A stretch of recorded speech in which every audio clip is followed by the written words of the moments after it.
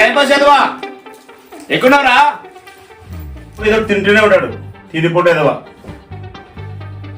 ఏంటిదన్నా ఎదవా ఉదయంతా ఎక్కడ తిరిగినా సాయంత్రం ఆరగొట్టాక ఇంటికి వచ్చేసాయి. సరే సరేలేండి మీరు వెళ్ళండి, ట్రైన్ కు టైం అవుతుంది. వెళ్ళండి. సరే రోజా జాగ్రత్త రే.